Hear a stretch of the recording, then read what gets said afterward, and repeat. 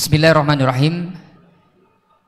Alhamdulillahi bi ni'matihi tatimus shalihat. Alhamdulillah, insyaallah kita akan mulai bersama talk show bersama Al-Ustadz Ami Nurbaid hafizahullah taala dengan tema meraih pahala haji dengan umroh dengan membaca basmalah bersama-sama. Bismillahirrahmanirrahim. Selanjutnya kepada Ustadz izin menyapa terlebih dahulu. Assalamualaikum. Waalaikumsalam warahmatullahi wabarakatuh. Ahlan wa sahlan Ustadz di Surabaya. Ahlan bikum. Gimana kabarnya? Alhamdulillah, saya juga sehat juga Ustadz. Alhamdulillah. Alhamdulillah. Jadi kapan berangkat umroh? Gimana Ustadz? Kapan berangkat umroh? Kapan berangkat umroh? Insya Allah inginnya Ustadz tahun ini Ustadz. Tahun ini? Nggih, kalau bisa di bulan Juli bersama Kubatur dan yang berangkat bersama Ustadz juga. Kalau diizinkan Ustadz insya Allah. Masya Allah. Nggih, betul ya Ustadz ya? Ini iklan tipis atau iklan tebal? Lah kan betul Ustadz, katanya bulan Juli sama Ustadz Ami juga berangkat ini Ustadz ya. Sekaligus di spill juga Ustadz. Di spill? Iya betul, dikasih tahu. Baik Ustadz, satu pertanyaan untuk membuka talk show pada pagi hari ini Ustadz. Satu kuliner di Jogja yang tidak ada di Surabaya apa Ustadz? Jogja yang nggak ada di Surabaya? Iya. Mie letek. Mie kletek. Nah, mie kletek ada, Bapak Ibu sekalian, mie kletek? kayaknya Oh nggak nggak ada. ada, Masya Allah. Ada. Baik. Karena orang Surabaya nggak suka yang letek-letek. Kletek.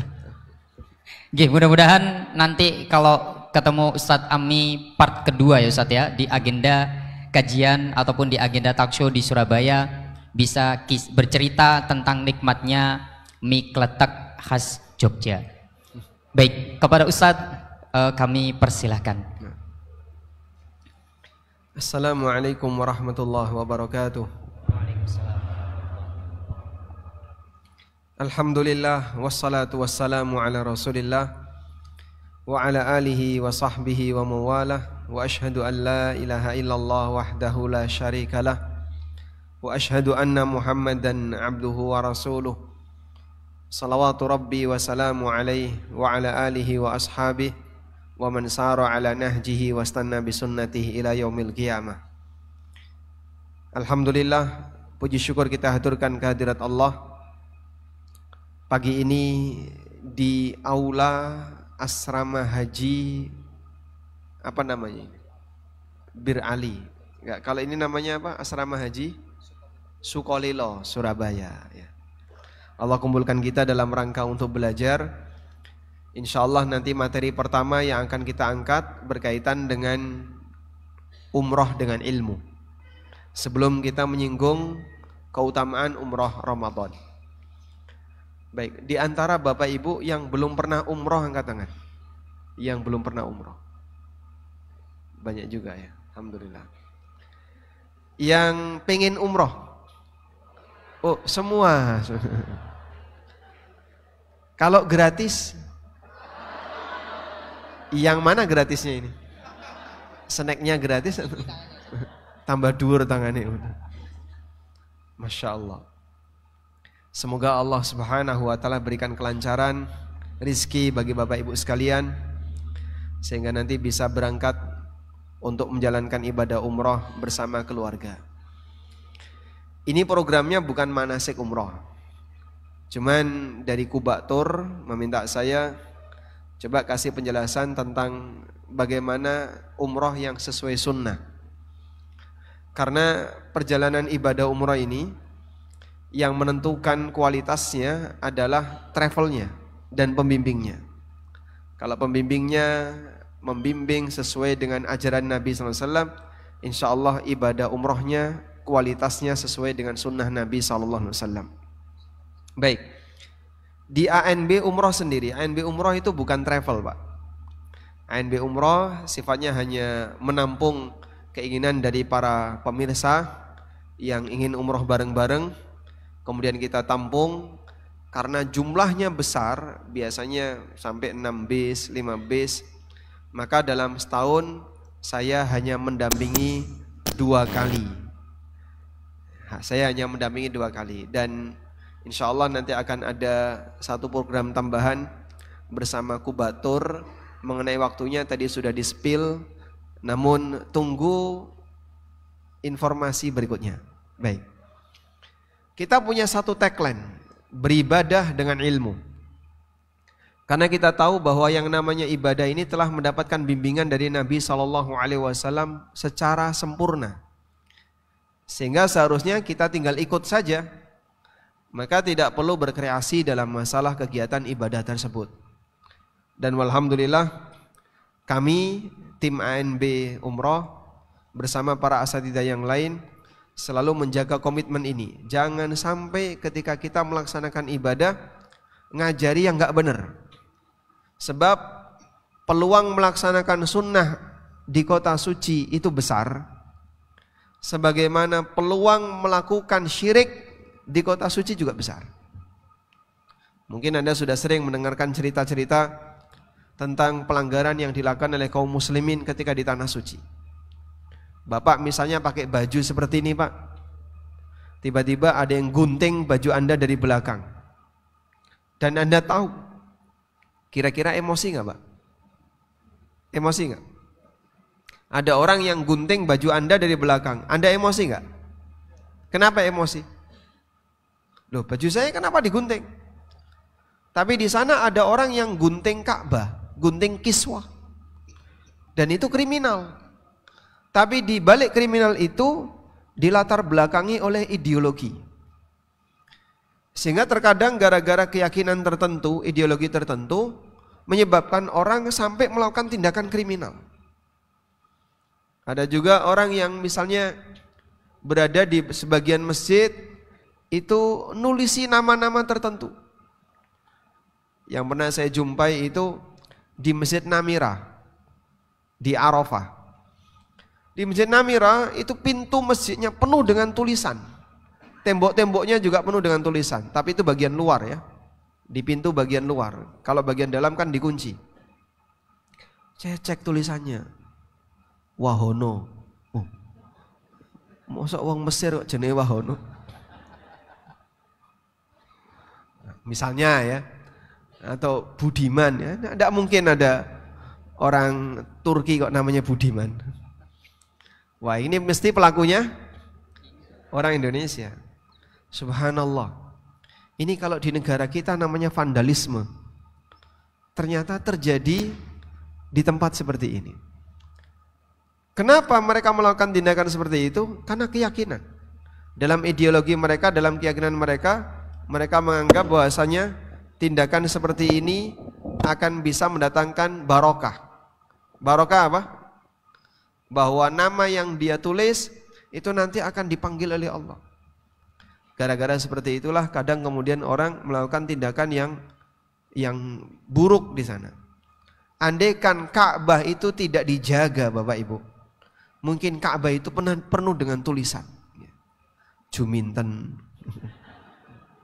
Ngatinem, waduh, iki wong Indonesia kabeh iki, masya Allah, wong Surabaya melu nulis ning kono.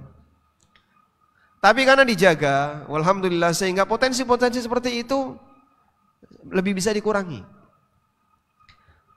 Saya umroh pertama itu tahun 2010. Nyentuh Ka'bah itu gampang sekali Pak, masih longgar, masih sepi, sehingga orang kalau muteri Ka'bah, tangannya nyentuh Ka'bah seret gini, kecuali di titik Hajar Aswad itu dia bisa. Orang mau bolak-balik tawaf dengan pakaian bebas bisa, longgar sekali. Terus saya melihat ada ibu-ibu, kayaknya wajah-wajah Indonesia ya, bawa dua kresek bahkan, bawa dua kresek, dan waktu itu kiswah di bawah, tidak diangkat, kiswahnya sampai bawah. Dia bawa dua kresek Pak. Sampai di titik Ka'bah langsung dikeluarin isi kresek itu, ternyata isinya baju. Terus diambil baju itu diusap-usapkan di Ka'bah.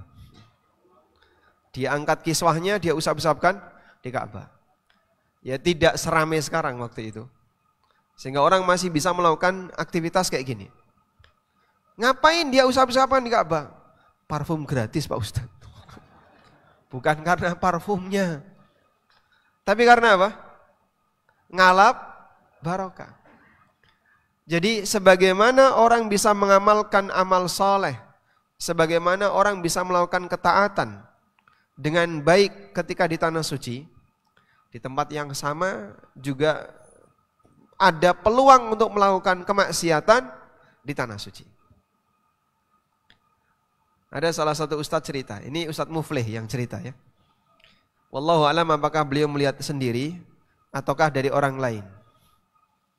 Jadi di Madinah itu kan kalau lagi musim panas, lebih panas daripada Mekah. Sebab iklim Madinah itu lebih ekstrim. Jadi kalau dingin lebih dingin, kalau panas lebih panas. Di sana ada orang Arab yang siang hari mungkin menjelang sholat duhur masuk Masjid Nabawi. Begitu dia sampai di dalam masjid, Bapak lihat ya, di Masjid Nabawi kan tiang-tiangnya itu Pak ya, di bawahnya ada apa itu Pak? Ada apa? AC yang nyembur ke atas. Maka ini orang Arab begitu sampai di tiang langsung menaruh tangannya di dekat tiang begini. Jadi ini misalnya tiang, terus dia naruh tangannya di dekat tiang, terus diusapkan di muka, ditaruh lagi, diusapkan di muka, taruh lagi, diusapkan di muka. Di belakangnya ada orang Indonesia, dititeni terus. Oh, berarti tiang ini yang katanya tiang barokah. Akhirnya sama orang Indonesia diusap-usapin. Diusapnya di muka. Lah wong Arab bae kaya ngono kok. Itu contoh, jadi ada banyak sekali peluang orang melakukan pelanggaran ya, karena masalah ideologi. Sebab di tempat ini bercampur 1000 wajah akidah. Ada Syiah di situ. Ada Sufi dengan aneka muka di situ. Ada aneka wajah kumpul jadi satu di situ. Maka mereka beraktivitas sesuai dengan keyakinan masing-masing. Termasuk diantaranya, Bapak pernah lihat bukhur Pak? Bukhur, lihat ya.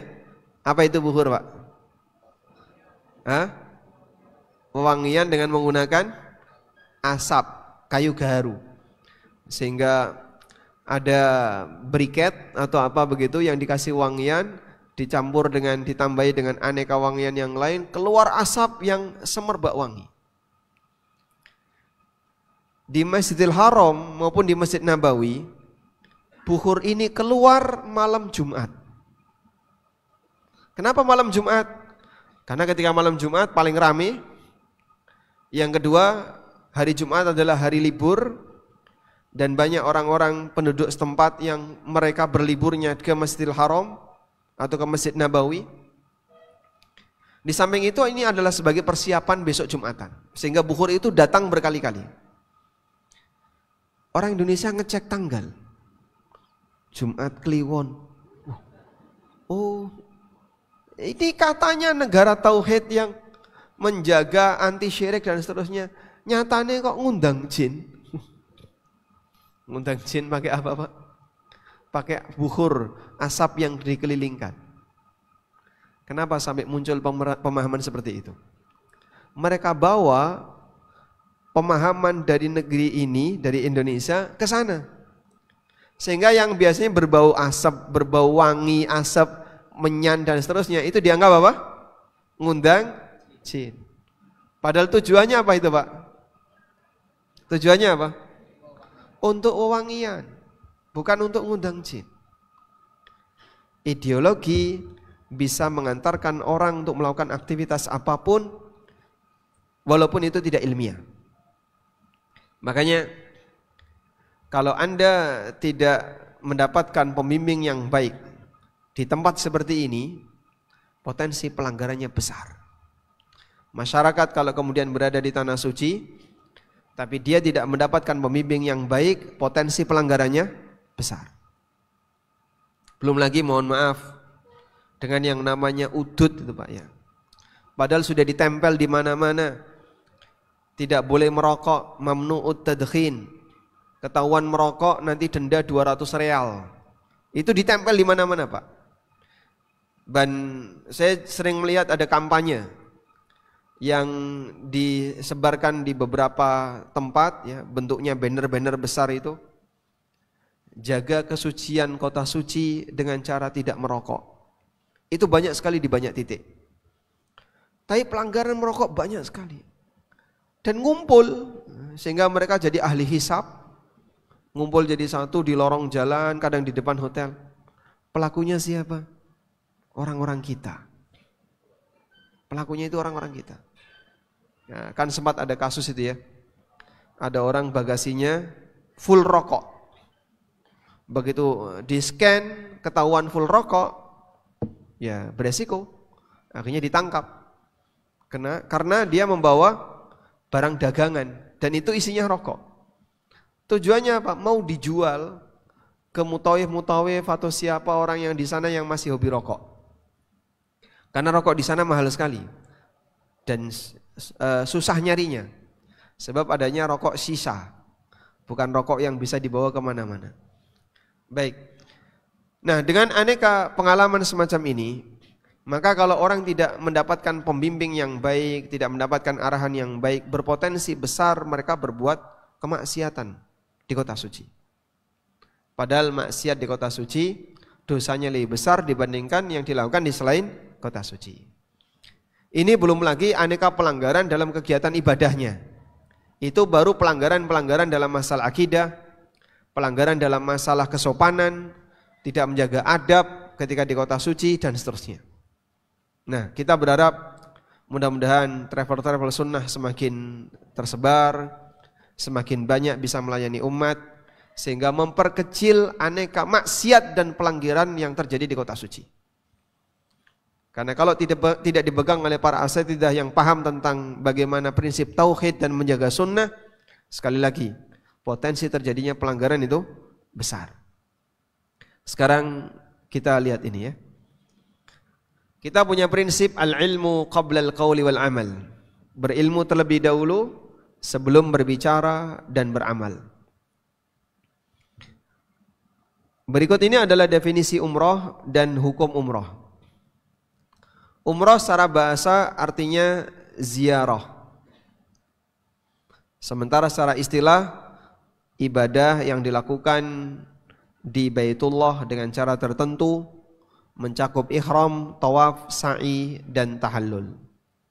Baik. Haji itu ada haji wajib dan ada haji sunnah. Haji ada haji wajib dan ada haji sunnah. Apa yang dimaksud dengan haji sunnah? Apa yang dimaksud dengan haji sunnah? Ada hadiahnya nggak di sini? Apa hadiahnya? Banyak Ustaz, sudah disediakan, kurang lebih ada 20-an. Bah, 20, Masya Allah. Alhamdulillah, 20 hadiah. Apa yang dimaksud dengan haji sunnah? Haji yang dilakukan untuk kedua kalinya. Kalau ketiga, sunnah juga. Berarti haji sunnah adalah haji yang dilakukan lebih dari satu. Ada yang menjawab haji sunnah adalah umroh. Salah atau benar? Salah. Haji sunnah ya haji, dilakukan di waktu haji. Tapi kenapa disebut sunnah? Karena dilakukan lebih dari sekali. Sehingga haji wajib itu adalah haji pertama. Haji sunnah berarti yang lebih dari satu. Baik. Umroh berarti gimana Pak kalau umroh? Umroh ada umroh wajib, ada umroh sunnah. Apa itu umroh sunnah? Umroh sunnah adalah umroh yang dilakukan lebih dari sekali. Umroh yang lebih satu kali, ini statusnya umroh sunnah. Baik, kita lanjutkan. Hukum umroh adalah wajib bagi yang wajib haji. Bagi orang yang terkena kewajiban melaksanakan haji, umroh itu hukumnya wajib. Siapa yang wajib haji? Yang mampu. Maka apa hukum umroh? Wajib bagi yang mampu umroh. Selanjutnya syarat umroh. balik, berakal, muslim, merdeka, punya kemampuan bekal dan kendaraan, serta ada mahram bagi wanita. Untuk haji dan umrah yang wajib, haji pertama dan umrah pertama, sebagian ulama membolehkan bagi wanita yang tidak punya mahram untuk tetap berangkat. Boleh bagi yang tidak punya mahram. Khusus umrah pertama dan haji pertama. Kalau lebih dari ini tidak boleh. Tapi kalau yang pertama masih ditoleransi. Sebab status umrah dan haji yang pertama ini wajib. Dan mengamalkan yang wajib apabila tidak ada syarat yang terpenuhi, maka boleh dilakukan meskipun ada sebagian syarat yang belum terlaksana, yang belum terpenuhi. Misalnya syarat mahram, ya sudah, kalau kamu nggak bisa melakukannya, tidak bisa mendatangkan mahram, kau boleh melakukannya, sebab ini adalah amal wajib. Selanjutnya, kita beralih ke miqat haji dan umrah. Dilihat dari waktu dan tempat ibadah bisa kita bagi menjadi 4. Ada ibadah yang hanya dilakukan di waktu tertentu dan tempat tertentu. Contohnya haji. Sehingga kalau dilakukan di selain musim haji, sah atau tidak? Tidak sah. Atau dilakukan di selain tempat haji, sah atau tidak? Tidak sah. Pak, saya mau wukuf. Daripada nanti rebutan di Arafah, saya tak wukuf di tempat yang lain. Sah atau tidak? Tidak sah. Ibadah yang waktunya ditentukan tapi tempatnya bebas. Contohnya puasa Ramadan, waktunya tertentu, tempatnya bebas. Yang ketiga, ibadah yang tempatnya ditentukan tapi waktunya bebas, itulah umrah. Umrah hanya bisa di tempat umrah walaupun waktunya bebas. Yang keempat, ibadah yang tempat dan waktunya bebas, seperti sholat, dzikir, sholat sunnah, dan seterusnya. Sudah? Nah, haji dan umrah termasuk di antara ibadah yang punya tempat khusus. Kalau haji waktunya khusus. Berikutnya, miqat haji dan umrah. Miqat untuk umrah tidak ada miqat zamani. Kalau haji ada miqat zamani. Miqat ada yang disebut dengan miqat zamani. Miqat zamani itu apa? Waktu. Ini hanya untuk haji. Karena haji ditetapkan waktunya. Dan ada miqat makani. Ini miqat apa? Tempat. Ini hanya berlaku, atau miqat makani ini berlaku bagi haji dan umrah. Karena ibadah ini ditentukan tempatnya, sehingga ada titik-titik miqatnya. Bagaimana titik miqatnya? Berikut ini.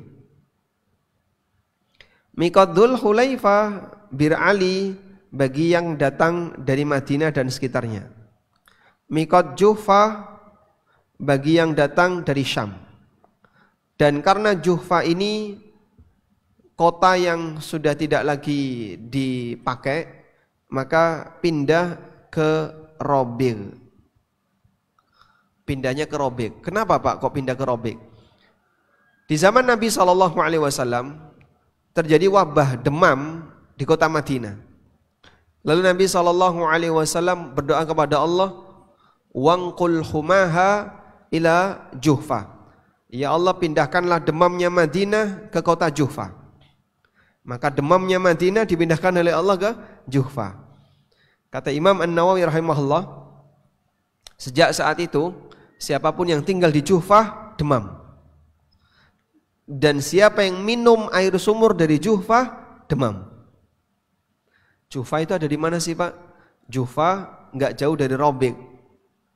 Ada di utara Jeddah, utara agak jauh. Baik. Kalau mau uji coba boleh Pak. Ya. Saya tak minum air sumur Juhfa. Jadi demam enggak Pak? Karena didoakan oleh Nabi SAW agar agar demamnya Madinah pindah ke Juhfa. Maka mikotnya dipindah ke Robik. Robik ini geser dikit agak ke utara dari Juhfa.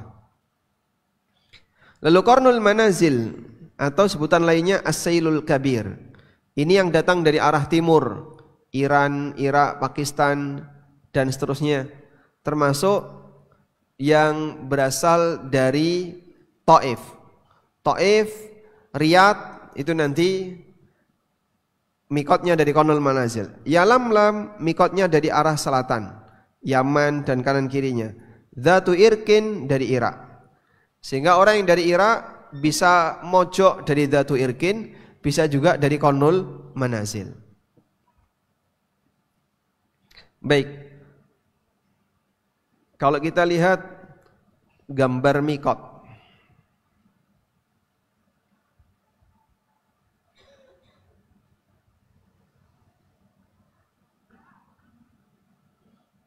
Gambar mikot ya. Mana ini? Jadi mikot itu tidak simetris, Pak. Yang paling jauh Dzulhulaifah. Jaraknya 420 km. KM itu kilometer ya. Kaf mim. Dzatu Irkin 100 km. Qarnul Manazil 75, Yalamlam 120, Juhfah 186. Dah? Sementara Jeddah itu jaraknya sekitar 80 kilo. Jeddah dengan Ka'bah jaraknya sekitar 80 kilo. Sudah? Nah, kemudian muncul pertanyaan sekarang. Mikot ini yang menentukan siapa? Rasulullah SAW. Sehingga Nabi SAW yang menetapkan, yang datang dari sini mikotnya A, yang datang dari sini mikotnya B, dan seterusnya. Dan beliau sebutkan 5 mikot ini yang disebutkan dalam dalil. Lalu para ulama menjelaskan, jika ada orang yang memasuki kota Mekah, tapi dia tidak melintasi titik-titik itu, maka dilakukan yang namanya muhadzat. Ada 5 titik mikot yang disebutkan dalam dalil. Lalu di situ bagi yang melintasi 5 titik itu, bagi yang melintasi 5 titik itu bisa ambil mikot di sana, di titik itu. Bagi yang melintasi 5 titik itu bisa ambil mikot di titik itu. Nah, muncul pertanyaan, bagaimana dengan yang tidak melintasinya? Bagi yang tidak melintasi, karena titik ini kan cuma 5. Sementara jalan untuk menuju kota Mekah tidak cuma jalur 5 itu, masih ada jalur yang lain. Contohnya yang tidak melintasi, Pak. Misalnya yang naik kereta dari Madinah. Yang naik kereta dari Madinah. Yang naik kereta dari Madinah itu tidak melintasi Dzulhulaifah. Karena jalurnya beda. Jadi ibarat kota Surabaya, kalau mau ke Malang berarti ke arah mana? Selatan. Dah? Dzulhulaifah anggaplah misalnya di sebelah kanan, selatan tapi kanan Surabaya, sedangkan keretanya selatan tapi kiri Surabaya. Sehingga kalau mau lewat Dzulhulaifah, keretanya harus ke barat dulu, baru selatan. Tapi keretanya jalurnya nggak kayak gitu. Dari titik ini langsung ke arah selatan, ke arah Malang. Paham? Berarti posisi stasiun kereta tidak melewati Dzulhulaifah. Bisa dipahami ya? Baik. Maka bagi yang naik kereta dari Madinah, dia tidak melintasi mikot, tidak melintasi titik mikot. Nah, bagi yang tidak melintasi titik mikot, para ulama mengatakan dilakukan muhadzat. Muhadzat. Muhadzat adalah mencari titik yang mendekati jarak mikot. Baik. Jadi misalnya di sini adalah Ka'bah. Kemudian di sini Dzul Hulaifah atau Bir Ali. Ya? Jarak Dzul Hulaifah sampai Ka'bah berapa tadi? 420 km. Maka orang boleh mengambil mikot di sekitar ini. Dia boleh mengambil mikot di sekitar kanan kirinya, Dzul Hulaifah. Nah, dia boleh ngambil mikot di sini, di sini, di sini. Mengambil jarak yang kurang lebih sepadan 420 kilo, kurang lebih sepadan dengan mikot Dzul Hulaifah 420 kilo. Ini namanya muhadzat. Bisa dipahami ya? Baik. Nah, dari situlah kemudian ulama berbeda pendapat berkaitan dengan orang yang mengambil mikot dari Jeddah. Bagaimana dengan orang yang mengambil mikot dari Jeddah? Sekarang coba kita lihat, ini nama Robik ya. Bapak lihat ini, kota Robik, kelihatan enggak? Coba digedein. Nah, dibuat full saja. Apa bacanya Pak? Robik. Robik ini ada di pesisir Laut Merah. Jadi tidak jauh dari Laut Merah. Jufah tidak jauh dari Robik. Agak turun dikit. Baik. Di mana Jeddah, Pak? Jeddah di sini, Pak.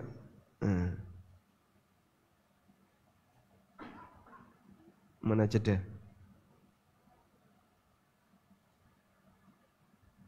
Nah, ini di Jeddah. Sudah? Jadi Robik masih ke utara jauh, ini Robik. Ini Jeddah. Berarti Mekahnya sebelah kanannya Jeddah. Mana Mekahnya? Nah, ini Mekah. Mekah di sini, Jeddah di sini. Tergambar insyaallah? Jeddah itu, oh sebentar.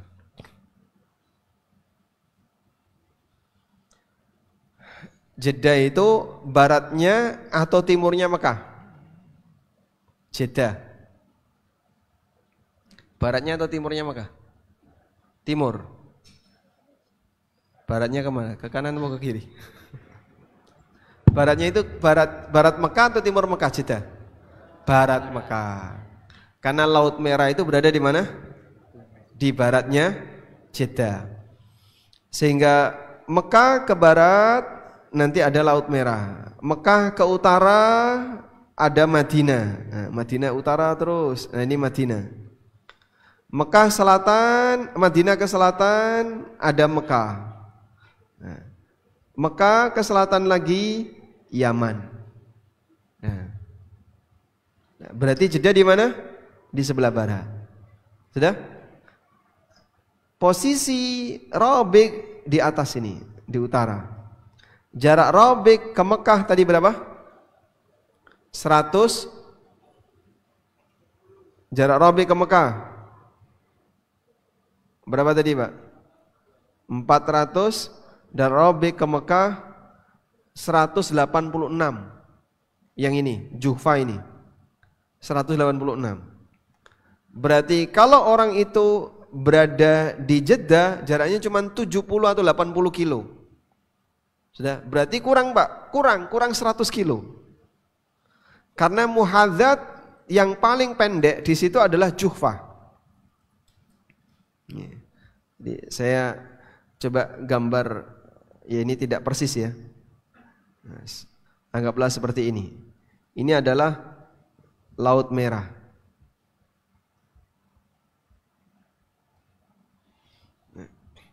Ini Mekah misalnya. Madinah di sini ya. Madinah. Ini Mekah. Jeddah di mana? Di sini Jeddah. Jeddah. Di mana Rabi'? Di sini, di atas. Ini Juhfah. Udah? Jaraknya berapa tadi? 186. Ini berapa? 80-an kilo. Udah? Muncul pertanyaan, boleh nggak sih Pak kalau orang itu ngambil mikot di Jeddah? Orang ngambil mikot di Jeddah. Kalau datang dari Indonesia, bisa dipastikan pesawat itu akan memasuki Jeddah setelah dia nembus mikot. Jadi misalnya dia dari timur atau dari selatan, biasanya kan gini ya. Nah, begini ya. Maka ada kemungkinan dia melewati Yalamlam. Atau kemungkinan yang kedua, dia melambung dari atas gini. Maka nanti dia melewati Dzatu Irkin. Dzatu Irkin. Atau dia bisa melewati Qornul Manazil. Qor Manazil.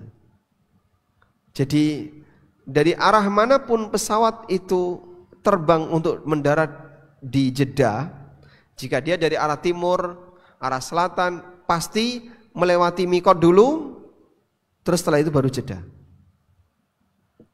Kan Jeddah di luar kota suci Pak? Iya, memang Jeddah di luar kota Mekah. Tapi Jeddah ini tidak bisa jadi mikot, sebab orang kalau mau ke Jeddah dia pasti melewati mikot. Toh nanti dia akan keluar lagi. Iya, dia keluar lagi. Nah, aturannya kata Nabi SAW, siapa yang mau umroh dan dia melewati mikot, maka dia harus berihram. Sehingga misalnya pakai jalur darat, sudah masuk Dzulhulaifah, udah?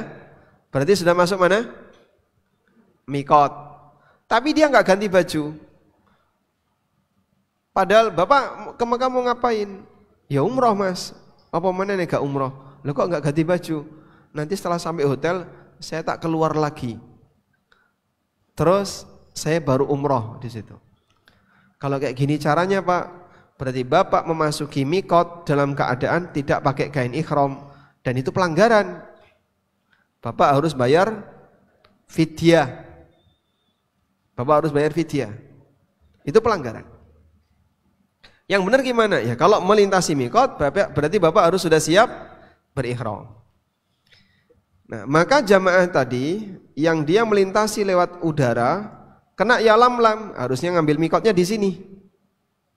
Atau ngambil mikotnya di Qornul Manazil atau di Dzatu Irkin kalau ke Madinah kejauhan ya. Kecuali kalau pesawatnya muter gini. Nah, lewat Laut Merah dulu, kemudian dia datang dari arah barat. Itu tidak masuk wilayah kota suci, tidak masuk wilayah kota suci yang menjadi batas kota Mekah, tidak masuk di sini. Karena dia muter ke barat. Tapi sejauh yang kami sependek yang kami tahu bahwa nggak ada pesawat yang kayak gini Pak. Kecuali kalau dia datang dari barat, kayak dari Sudan atau dari daerah-daerah yang lain yang ada di Afrika. Karena itu pembahasan tentang mikot Jeddah ini dibahas oleh para ulama masa silam untuk orang yang tinggal di daerah Afrika, namanya Ahlus Sawakin. Di sini ada daerah namanya Sawakin. Orang Sawakin masa silam itu naik kapal ke sana. Nah, boleh nggak sih orang Sawakin yang dia naik kapal melintasi Laut Merah ini, kemudian dia ngambil mikotnya di Jeddah, bukan di laut? Nah, ada dua pendapat di sana.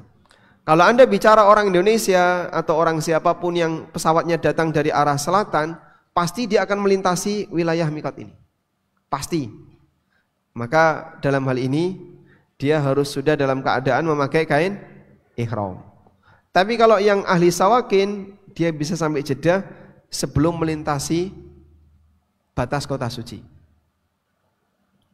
Maka dalam hal ini, apakah mereka yang ahlu sawakin ini boleh untuk ngambil mikotnya di Jeddah? Ada dua pendapat. Ada yang mengatakan tidak boleh. Kenapa tidak boleh? Karena harus melakukan yang namanya apa tadi? Muhadzat ini ya. Muhadzat. Ambil titik terdekat yang menyamai jarak mikot di daerah situ. Sehingga kalau jarak mikotnya Juhfa tadi 180 kilo, maka dia harus sudah mengambil jarak 180 kilo di laut. Dia sudah harus mengambil mikot di mana? Di laut. Sebab Jeddah tepi pantainya itu nanti tinggal 80 kilo darat. Maka dia tambah 100 kilo di laut untuk ambil mikot. Paham? Di sini dalam rangka apa? Menyamakan dengan jaraknya Juhfa. Sehingga muhadzatnya adalah dengan mengambil titik mikot terdekat di situ. Titik mikot terdekat di sini Juhfa. Berapa jaraknya? 180. Jeddah itu bukan mikot. Nabi SAW tidak menyebutkan Jeddah sebagai mikot. Yang boleh sebutkan apa? Yang boleh sebutkan Juhfa. Jarak Juhfanya adalah 180. Maka kamu ngambil mikot kira-kira 180 dari yang datang di sekitar area Jeddah. Mafhum insyaallah? Baik. Sekarang kita lanjutkan. Oleh karena itulah bagi mereka yang terbang dari Indonesia dan langsung umroh untuk langsung ke kota Mekah, maka dia harus memperhatikan ambil mikotnya di atas pesawat. Kasus sekarang, Pak, bagaimana kalau kain ihramnya ketinggalan di bagasi? Karena tadi mungkin lupa atau belum di briefing sehingga kain ihramnya ketinggalan di bagasi. Apa yang harus dilakukan? Ya, sebelum pesawat landing kamu ke bagasi dulu. Dia tidak akan bisa mendapatkan kain ihram kecuali setelah bagasinya keluar di bandara Jeddah. Lah terus gimana Pak? Saya nggak punya kain ihram. Bapak punya kain yang lain nggak yang bisa dilepasin? Ya kayak gini ada Pak. Tapi masuk sarungan kayak gini Pak, bisa berbahaya nanti di imigrasi. Baik. Maka dalam posisi ini kalau misalnya punya sarung ya, punya sarung, ada Pak sarung di tas. Kan sarung bisa disobek tuh. Bapak mungkin bisa sobek itu sarung, kemudian diubet-ubet ke. Nah, terus nanti pundaknya pakai kain kayak gini tapi disarungkan, tidak dipakai, disarungkan di pundak. Kalau mau kayak gitu silahkan. Ya. Baik. Sekarang pertanyaannya, jika kasus, jika berada di atas pesawat kain ihram, kalau ibu-ibu sih gampang ya, karena ibu-ibu tidak harus pakai kain khusus, tidak harus pakai pakaian khusus. Kain ihram ketinggalan di bagasi. Ya, pertanyaannya apa yang harus dilakukan? Ya. A. Turun ke bagasi. B. Landing darurat. Baik. A. Menunda ihram. B. Tetap ihram. Jadi menunda ihram itu yang mestinya menunda niat umroh. Jadi enggak jadi umroh. Menunda niat umroh. Umrohnya nanti saja. Saya tak ke Madinah dulu. Sehingga langsung rutenya diubah. Yang kedua, tetap ihram, jadi tetap berniat, tapi tidak pakai baju ihram. Ya. Yang ketiga,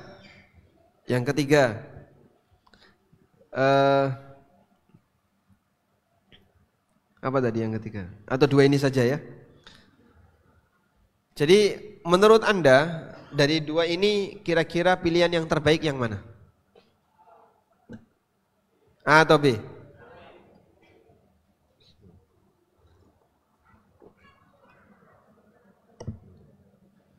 Menurut Anda pilihan yang terbaik mana? Menunda ihram sehingga tidak niat. Nanti niatnya setelah dapat bagasi. Jadi di sini kasusnya tidak niat, baru niat setelah dapat bagasi. Setelah dapat bagasi. Baik. Mana dari dua pilihan ini yang lebih baik? A atau B? Hah? Baik, saya ceritakan konsekuensinya. Ini pernah kita bahas di daurah masyayikh waktu di Batu ya. Ada yang menyampaikan kasus seperti ini. Kalau kemudian kain ihramnya ketinggalan di bagasi, sehingga dia baru bisa menjumpai kain ihram itu setelah landing di Jeddah. Apa yang harus dilakukan? Pilihan pertama, dia menunda ihram. Menunda ihram itu maksudnya gimana Pak? Dia tidak berniat ihram, baru niat ihram setelah dapat kainnya. Atau pilihan yang kedua, tetap ihram sehingga mengucapkan labbaik Allahumma umratan, tapi pakaiannya nggak ganti, tetap pakai seragam. Begitu sampai di sana ganti baju. Mana dari dua pilihan ini yang terbaik? Yang B lebih baik. Kalau Anda melakukan A, berarti saat melintasi mikot, orang yang mau umroh melintasi mikot, sementara dia tidak berniat ihram, dia tidak berihram, maka harus balik lagi ke situ. Jika tidak, kena dam. Jika tidak, kena dam. Jika tidak balik gimana? Kena dam kamu. Satu. Yang kedua, bagi orang yang melintasi mikot dan dia berniat untuk umroh, dia berniat untuk ihram, mengucapkan labbaik Allahumma umratan. Kalau yang pertama tadi landing di Jeddah, ganti baju, baru dia mengucapkan labbaik Allahumma umratan, baru mengucapkan di Jeddah, baru berihlal, berniat untuk ihram dan berihlal. Orang yang kedua ini di atas pesawat, dia nggak ganti baju, tapi dia mengucapkan labbaik Allahumma umratan, aku niat umroh ini, saya ihram. Nah terus kok kelambimu gak ganti? Nah saya ketinggalan. Begitu sampai di Jeddah dia baru ganti baju. Nah yang kedua ini cukup bayar fidyah. Fidyahnya apa Pak? Memberi makan 6 orang miskin. Berarti gimana? Ini lebih ringan daripada yang ini. Kalau ini harus dam, sedangkan ini cukup fidyah, memberi makan 6 orang miskin. Dan memberi fidyah lebih murah daripada bayar dam. Jelas atau belas? Ngantuk? Karo liar-liar Masya Allah. Gone adem, bar sarapan, didongengi, merem. Masya Allah. Gimana Ustaz? Mau break dulu biar mereka nggak ngantuk? Udah Ustaz, mungkin jika boleh memberikan satu pemantik Ustaz, mana tahu dari pemantik ini bisa memberikan menggugah selera untuk beribadah ke tanah suci khususnya umroh Ustaz. Nah kalau dari Ustadz Ami sendiri melihat keputusan Kemenak saat ini ya, di mana antri haji itu juga semakin lama, mengingat kasusnya juga panjang juga. Nah, untuk saat ini Ustadz, lebih baik mendaftar haji dulu ya, atau justru malah ikut umroh yang diselenggarakan khususnya di Kubatur. Bagaimana Ustadz? Kalau dari pandangan Ustadz Ami sendiri? Boleh daftar haji lewat Kubatur. Oh, enggak bisa ya? Kalau bicara mana yang lebih didahulukan, umroh atau ke haji? Haji bagian dari rukun Islam. Ya. Dan umroh bukan rukun Islam walaupun statusnya wajib. Ada kewajiban yang bukan rukun Islam. Lalu bagaimana jika uangnya cukup, maka Anda bisa haji dan umroh. Dan Nabi SAW melakukan umroh 3 kali sebelum beliau haji. Sehingga Rasulullah SAW perjalanan umroh dulu, sudah 3 kali umroh yang dilakukan sebelum beliau haji. Umroh apa saja Pak 3 kali itu? 1, umroh Hudaybiyah. Umroh Hudaybiyah ini tertahan di daerah Hudaybiyah. Terjadilah perjanjian Hudaybiyah, lalu kaum muslimin balik pulang. Yang kedua, umroh Qadha, setahun pasca Hudaybiyah. Yang ketiga, umroh Ji'ranah. Pasca Nabi SAW menaklukkan Hunain, kemudian membagi ghanimah di daerah Ji'ranah, lalu beliau berangkat umroh, mengambil miqat di daerah Ji'ranah. Sudah? Sehingga berdasarkan hal ini, maka apabila orang memiliki kecukupan dana untuk bisa umroh terlebih dahulu baru nanti haji, insya Allah itu lebih bagus. Karena Nabi SAW beberapa kali umroh terlebih dahulu sebelum beliau haji. Tapi kalau dananya terbatas, maka sebaiknya prioritaskan yang rukun Islam, Anda gunakan untuk haji, daftar haji, kemudian ditunggu. Barangkali selama masa nunggu tadi Allah berikan kelonggaran rizki, maka Anda bisa gunakan untuk umrah. Wallahu a'lam. Ya, baik, alhamdulillah. Dan itu tadi juga semakin menguatkan keinginan para peserta sekalian ataupun para jamaah untuk bisa menunaikan baik itu haji ataupun umroh, begitu ya Ustaz ya. Ya.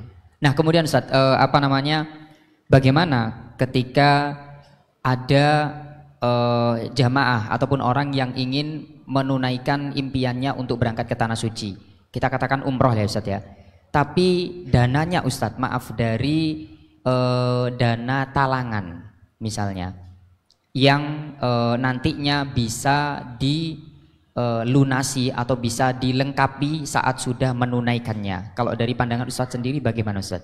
Ya, bolehkah haji?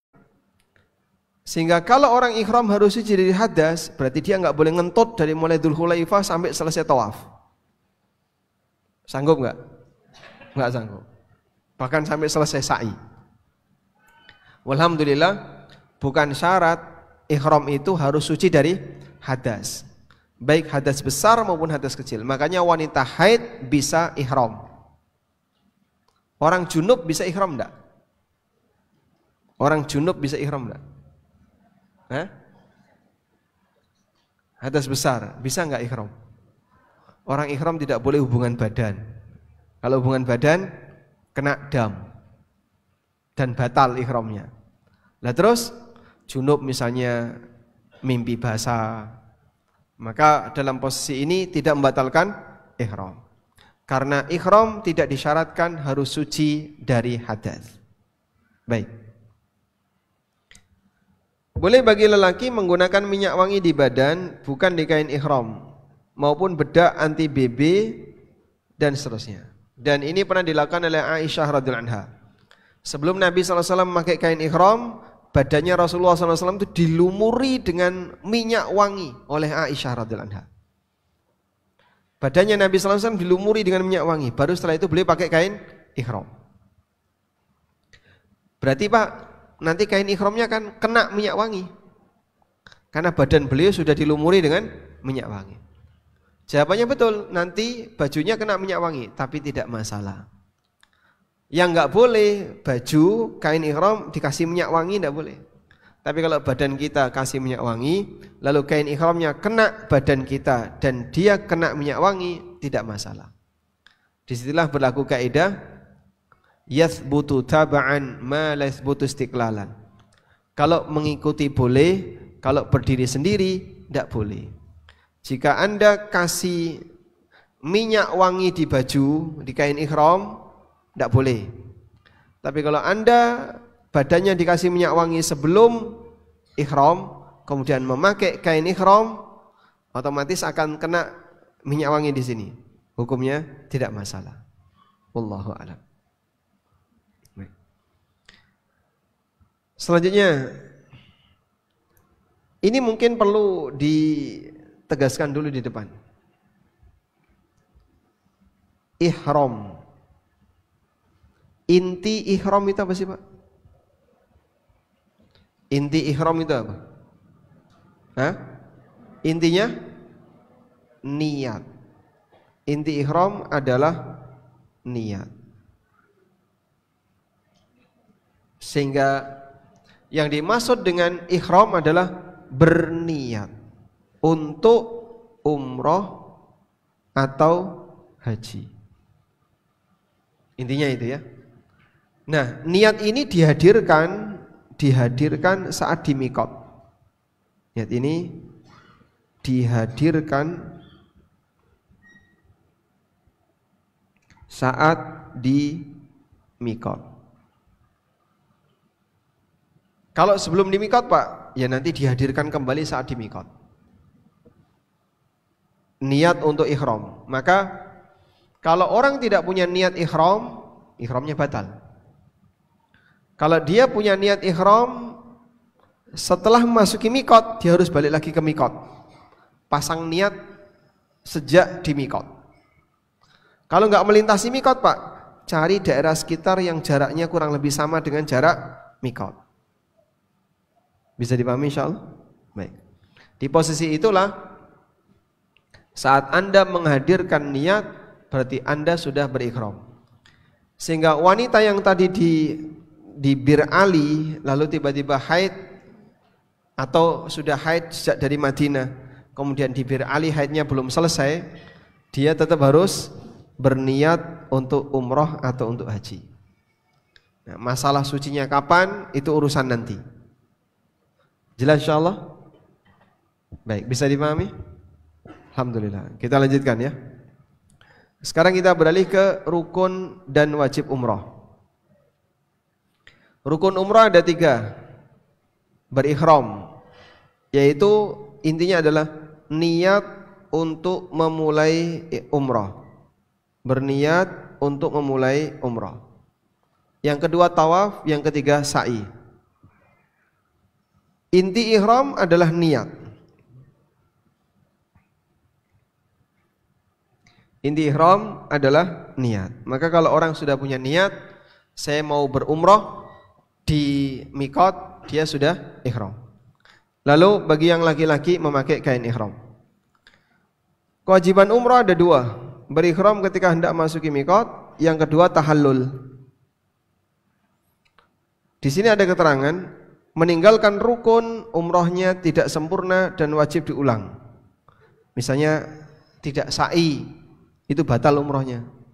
Terus gimana, Pak? Tadi lupa sa'i. Ya, kamu harus balik ke masjid sa'i. Ya. Contoh yang lain. Orang tawaf baru 5 kali putaran, terus pergi. Lalu dia sa'i. Selesai sa'i, cukur rambut, tahallul. Setelah itu dia baru diberi kabar, Pak, tadi kamu tawaf baru 5 kali putaran, masih kurang. Yang benar Pak, coba lihat ini CCTV-nya, ada bukti Pak.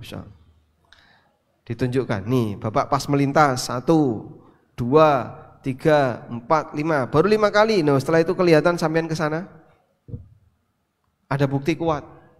Nah, kalau dia yakin bahwasanya tawafnya belum sempurna, kok dia sudah tahallul, langsung balik. Memenuhi kekurangannya tadi, kurang berapa? 2, tidak perlu diulang dari awal. Tinggal kurang 2, lalu sa'i lagi. Loh, kok sa'i lagi, Pak? Sebab sa'i itu setelah tawaf. Maka sa'i Anda tadi batal, sebab Anda sa'i sebelum tawaf Anda selesai. Paham insyaallah? Baik. Walhamdulillah. Baik, mungkin sampai di sini sebagai pengantar. kita akan berikan kesempatan bagi teman-teman yang sudah mulai bleret-bleret ini. Kita akan diskusi dulu, baru setelah itu kita nanti masuk ke sesi yang kedua, umrah di bulan Ramadan. Wassallallahu ala nabiyyina Muhammadin wa ala alihi wa sahbihi wasallam. Alhamdulillahirrahmanirrahim. Baik Ustaz, sedikit menginformasikan juga Ustaz bahwa untuk tanya jawab dan diskusi sebetulnya ada di ujung acara hari ini Ustaz. Namun tidak apa-apa jika memang di sesi ini kami buka 2 saja, 1 ikhwan dan 1 akhwat.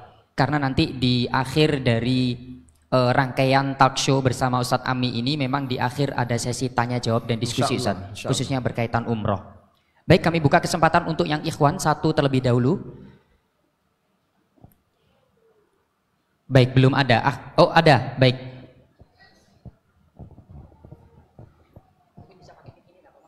Mikrofon ada berapa mikrofon?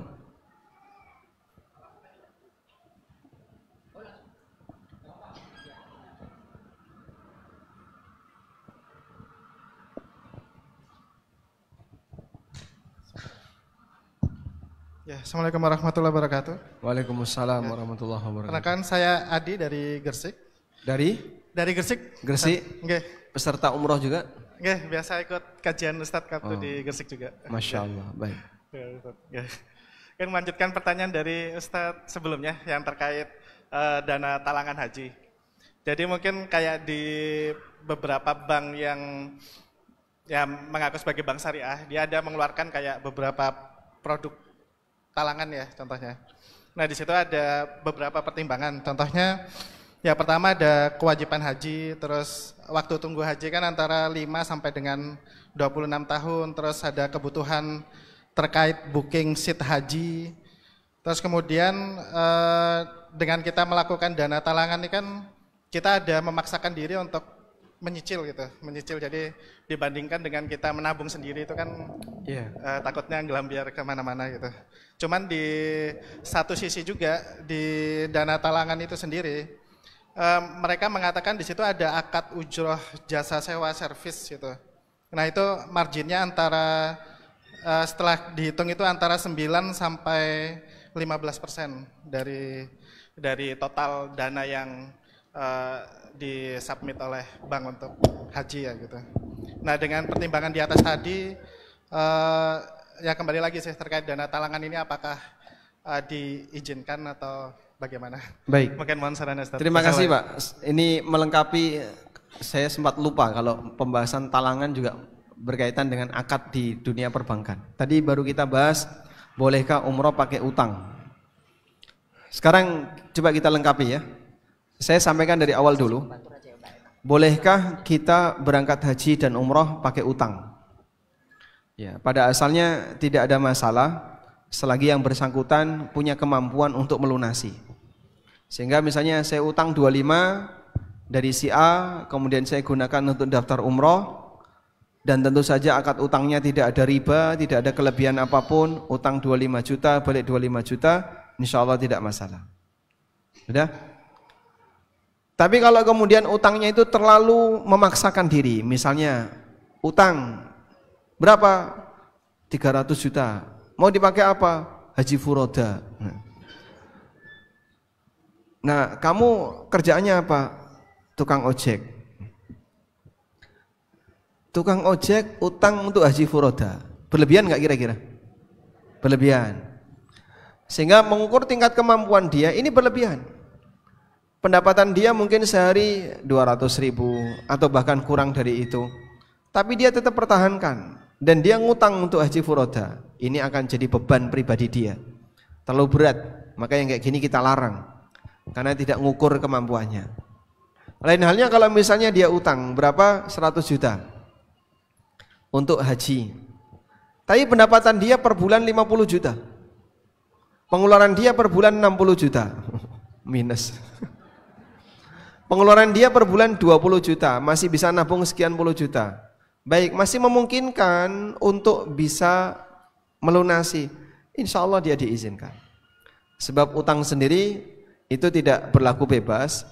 Kalau yang bersangkutan punya kesanggupan dan kemampuan untuk melunasi, karena dia punya sumber pendapatan yang cukup, insya Allah tidak masalah. Sekarang kita beralih ke skema talangan haji di Indonesia. Skema talangan haji.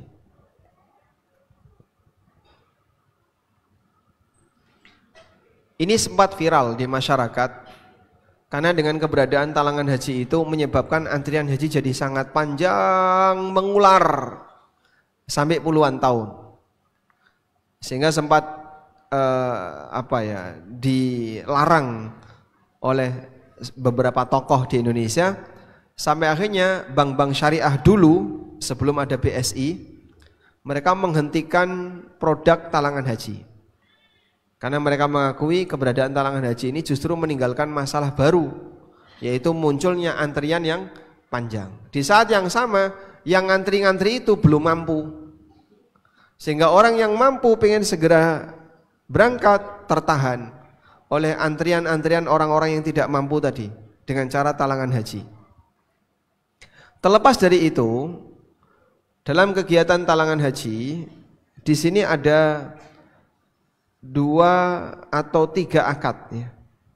Ada 3 akad dalam 1 akad. Akad apa saja Pak? 1, akad utang. 2, akad kafalah. 3, akad ijarah. Akad utang, akad kafalah, dan akad ijarah. Begini. Akad kafalah itu apa sih? Kafalah itu artinya menjamin. Maksudnya bank akan menjamin,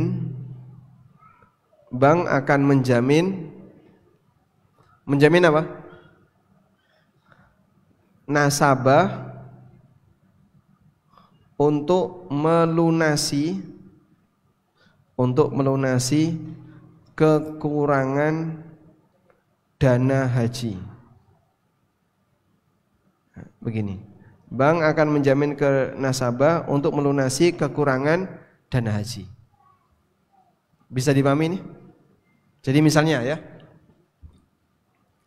si A utang ke bank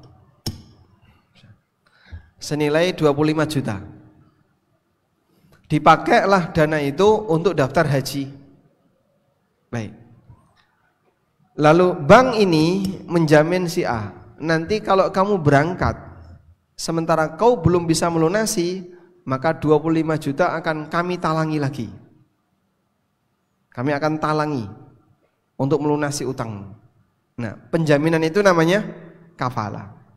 Nah, dari kafalah ini bank minta fee. Kalau utangnya 25 juta, bank minta fee kafalah 1. Yang kedua adalah akad ijarah. Akad ijarahnya apa? Kamu boleh mengajukan talangan haji di sini, tapi syaratnya pengurusan haji harus tim kami. Urusan haji ini apa saja? Oh, nanti Bapak harus melengkapi administrasi ini, datang ke Depak, kemudian foto dan seterusnya. Barulah nanti dapat porsi haji. Nah, untuk pengurusan haji ini harus tim kami. Di sini ada biaya. Biayanya tadi 10% dari nilai utang. Anggaplah misalnya 3 juta. Fix 3 juta. Sudah? Lalu utang dikeluarkan senilai 25 juta. Dia nasabah harus bayar fee kafalah dan biaya pengurusan haji senilai 3 juta. Baik. Lalu gimana, Pak? Nah, setelah yang bersangkutan daftar haji, maka di sini aslinya adalah ada akad qard utang plus akad jual beli jasa. Betul ya? Satunya akad apa? Jual beli jasa. Sudah? Dan menggabungkan akad utang dengan akad jual beli hukumnya dilarang. Berdasarkan sabda Nabi SAW, la yahillu salafun wa bai'. Tidak halal utang digabung dengan jual beli. Ada hadis yang punya seperti itu. Ini sebagaimana yang disampaikan oleh sahabat Abdullah bin Amr radhiyallahu anhuma.